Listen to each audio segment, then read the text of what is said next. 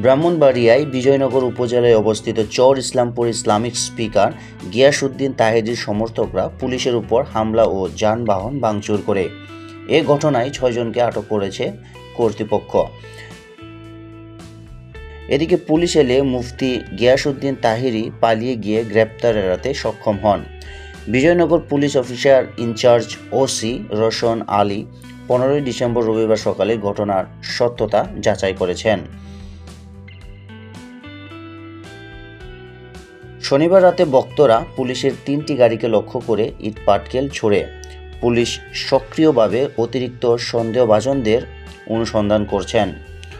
OC Rowshan Ali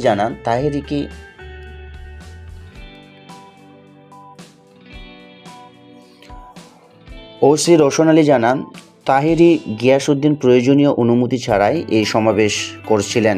এছাড়া আখাউড়ায় পুলিশের উপর হামলার ঘটনায় তাহেরীর বিরুদ্ধে চলমান মামলা রয়েছে। তাকে ধরতে পুলিশ আসার পর সে কাছের একটি বাড়িতে আশ্রয় নেয়, কিন্তু পরে পিছনের পথ দিয়ে পালিয়ে যান। এ সংঘর্ষে পুলিশের ৩টি গাড়ি ক্ষতিগ্রস্ত হয়।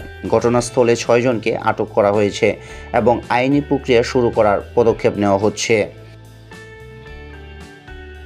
এর আগে যথাযথ অনুমতি ছাড়াই গত শুক্রবার আখাউড়ায় তাহেরী গিয়াসউদ্দিনের নেতৃত্বে একটি সমাবেশ হচ্ছিল।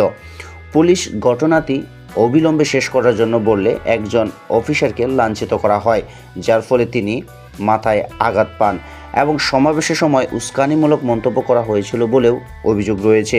জবাবে পুলিশ তাহেরী সহ ১৫ জনের বিরুদ্ধে অভিযোগ দায়ের করে।